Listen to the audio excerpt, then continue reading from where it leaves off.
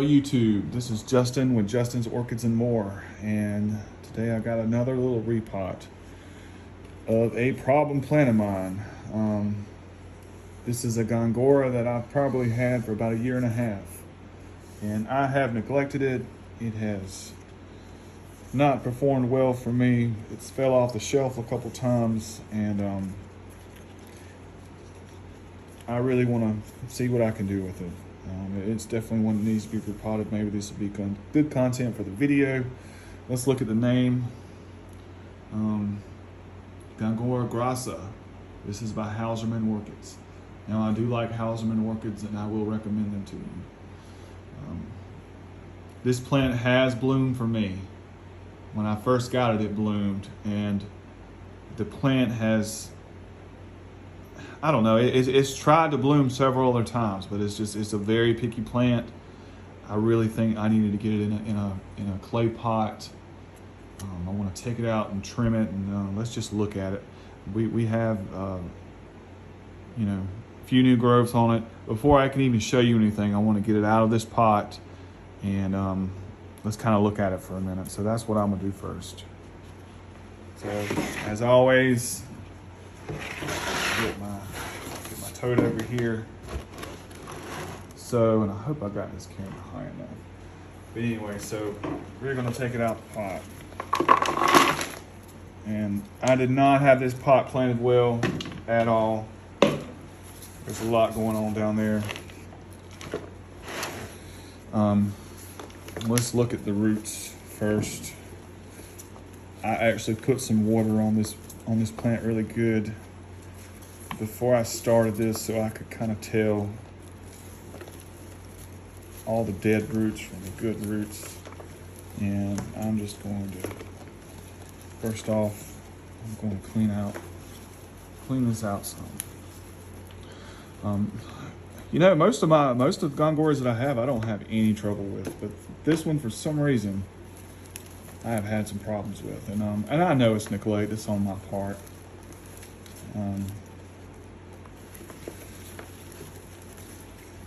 That's why I wanted to kind of get it out today and see if I can kind of fix it. I really want to break this up.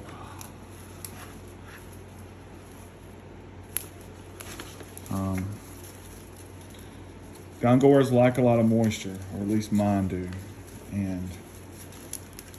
but you know, just like any other orchid, they like to be able to breathe, and I think that the way I had this one set up in my greenhouse, it just wasn't working. I'm going to cut all this off, tear this off. Yeah, because I want to get this down. I want to get all these dead roots out of here.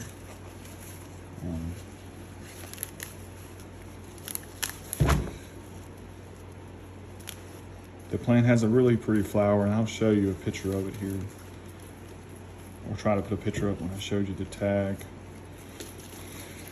But I'm really ready to get this crap off my hand. I don't even like doing the repotting videos anymore like this, because it's aggravating, but hopefully that'll change soon. I'm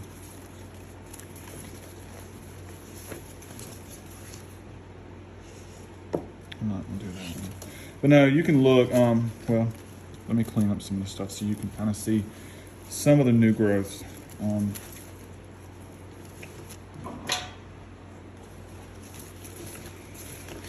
can see there's a spike there.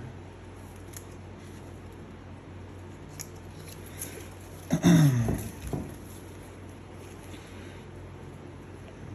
at this. There's a nice new growth coming out.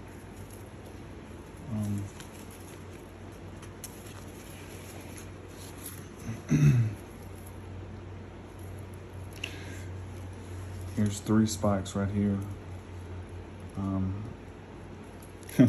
I can assure you at least 2 of those failed. You know, and I've put this plant in brighter light. It didn't act like it liked it. I put this plant in lower light. It did not act like it liked it. I put this plant away from the air circulation, away from the fan, you know. It didn't like it. I put the plant where it doesn't get any air, hardly any air, you know, the fan leaves wouldn't even blow, and it was away from the fan, and it did not like it. There's another new growth there. There's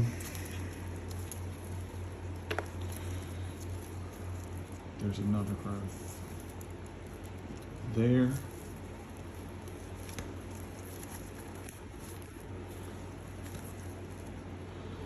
And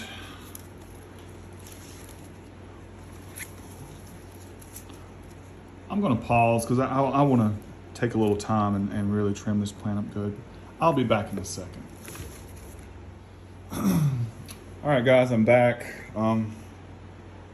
I'm not really happy with this repot. This plant was in a lot worse shape than I thought it was.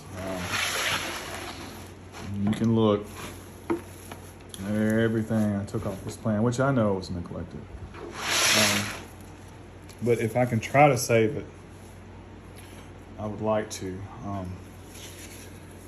It was in that plastic pot, you know, with how high the humidity is in my greenhouse, it didn't get good air circulation around the roots. I found very few roots that were any good. You know, there are some growths trying to push out here and here, and, you know, down there,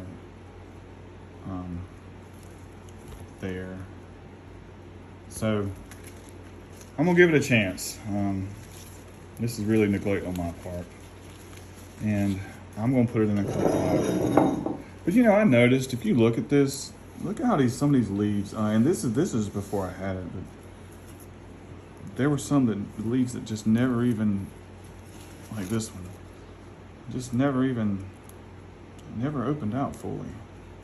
It's kind of stayed. I don't know if that's a genetic thing, but it stayed like that. I don't know. But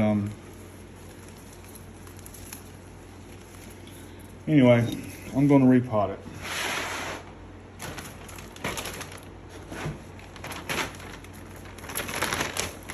I'm going to use my Orchiata bark. For a younger Gongora, I would definitely use sphagnum moss in a pot. But the way this one's acting, I'm going to just go with bark in this clay pot because I want it to dry out.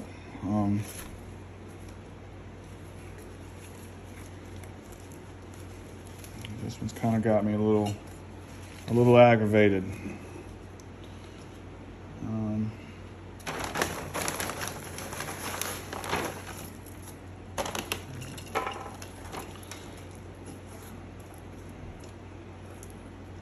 I want to chop it up, but I don't want to chop it up. So we'll just see what happens with it. The flowers on this one are pretty. They have a very like sweet, minty kind of smell to them.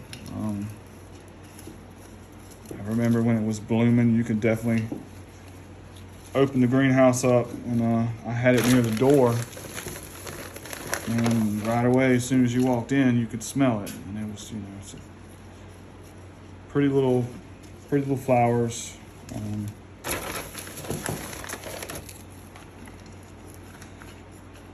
So we'll see. I don't know what this one's going to do.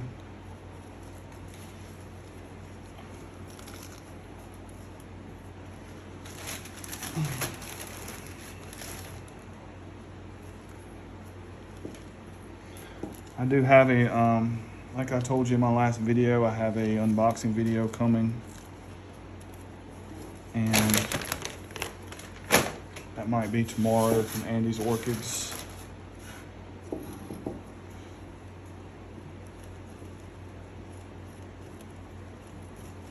I don't want to bury the plant too deep, but I don't want it to be too above the top of the pot. You know what? I like that.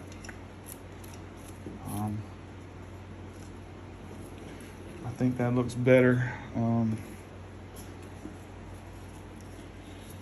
I'm really just focusing on the points of growth as I talk about in some of my videos. You know, there's plenty of new growth on this plant for me to want to keep it and to see if maybe what I'm changing will help.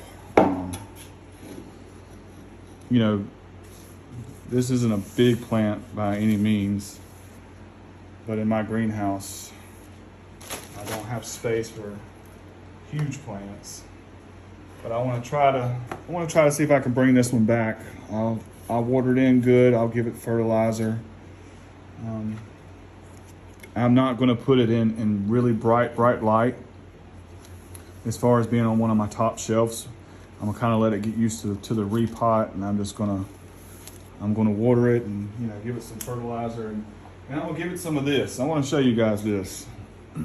This stuff right here, I've been using this for probably 15 years now. Super Thrive. It's, you know, it's an additive. If you can look at the NPK ratio right here,